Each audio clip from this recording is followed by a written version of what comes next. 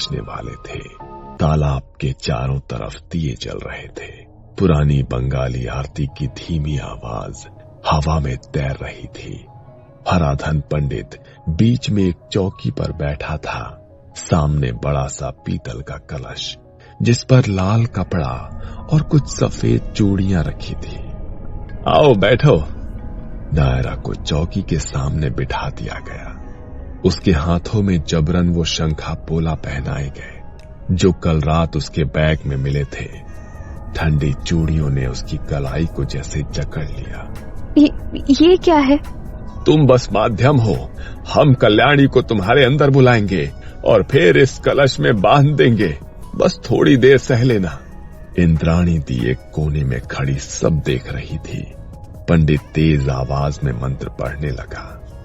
तालाब का पानी हल्का हल्का हिलने लगा, जैसे हवा तेज हो गई हो। नायरा को अपने कानों में फुसफुसाहट सुनाई देने लगी, कई औरतों की एक साथ। मुझे धक्का दिया गया था, मेरे गले में फंदा डाला गया, मेरे पेट में बच्चा था।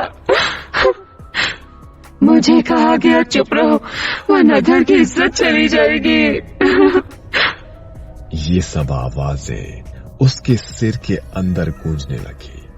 पंडित और ऊंची आवाज में मंत्र पढ़ने लगा। आसपास की सभी शाकचुन्नी आत्माएं इस माध्यम में प्रवेश करो, फिर मेरे आदेश से इस कलश में कैद हो जाओ। नायरा को लगा कि जैसे कोई उसके सीने पर बैठ गया हो।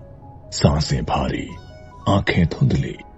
अचानक उसके होठ अलग हुए और उसके मुंह से उसकी नहीं किसी और की आवाज निकली। तू हमें फिर से कैद करना चाहता है? हाँ, तुम सबको, ताकि तुम मर्दों को मारना बंद करो। तुमने बहुत आजादी ले ली है, अब तुम्हें फिर से बांधा जाएगा और चाबी मेरे हाथ में होगी। ये सुनकर नायरा के अंदर वाली आवाज हंस पड़ी। तो असली दानव तुम हो हराधन।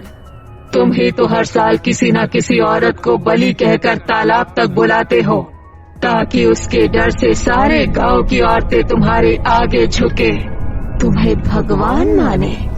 तुमने मेरे साथ भी यही करना चाहा था ना? मुझे शांत कराने की पूजा में बिठाया था ताकि मैं जिंदगी भर तुम्हारे डर में जीती रहूं। पंडित गुस्से से तिलमिला उठा। चुप!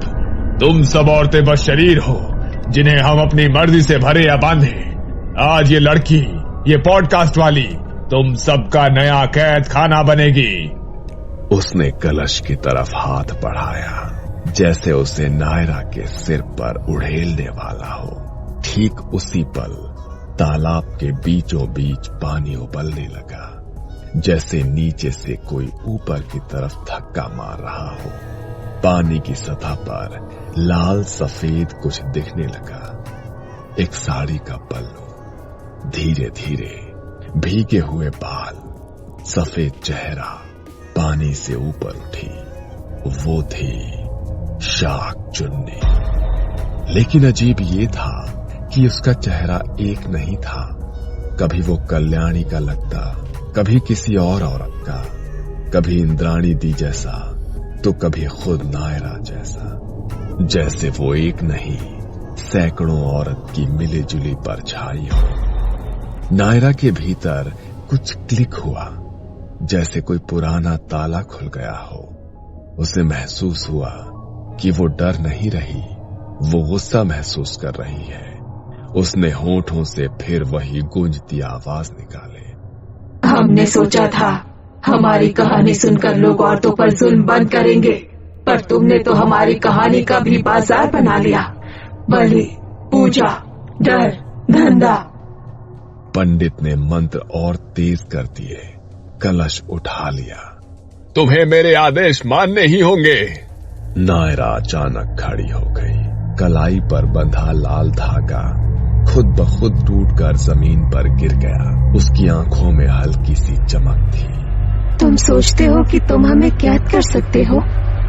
पीछे तालाब से निकलती हुई आई, अब बिल्कुल उसके पीछे खड़ी लग रही थी, जैसे उसकी ही परछाई हो। इंद्राणी दी ने धीरे से फुसफुसाया।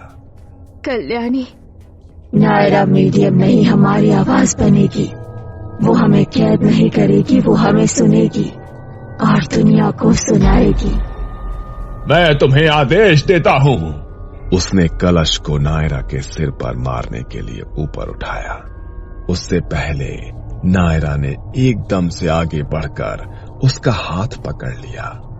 पंडित की कलाई से तेज जलने की आवाज आई, जैसे किसी ने गर्म लोहे पर पानी डाला हो। उसने चीख मारी।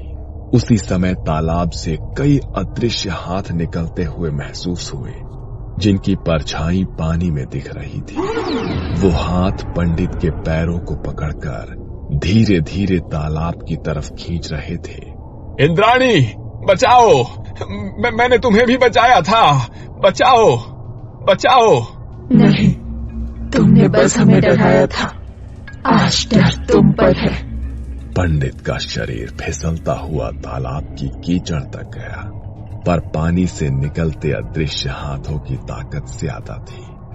आखिरी पल में उसकी चीख गांव की खामोशी में गूंजती रह गई। फिर वो पानी के अंदर समा गया। तालाब फिर शांत हो गया। दिए हवा में बुझ गए। सिर्फ लाल पल्लू का एक कोना पानी में तैरता दिखा और फिर वो भी डूब गया। सुबह होते होते सब कुछ जैसे सामान्य हो गया हो। गांव वालों ने सुना कि हराधन पंडित रात को पैर फिसलने से तालाब में डूब गया। इंद्राणी दी ने नायरा को स्टेशन तक छोड़ने का इंतजाम किया। रेलवे प्लेटफॉर्म पर नायरा ने रिकॉर्डर ऑन किया। ये है पाटोला तालाब की कहानी। शाकचुन्नी जो कभी सिर्फ कल्याणी थी, जो हर उस औरत का गुस्सा बन गई जिसकी आवाज दबा दी गई। पर यह कहानी सिर्फ भूत की नहीं है, ये कहानी उन सब की है जो आज भी जिंदा होकर डर में जी रहे हैं। शायद अब शाकचुन्नी किसी को पानी की तरफ घसीटने नहीं आएगी,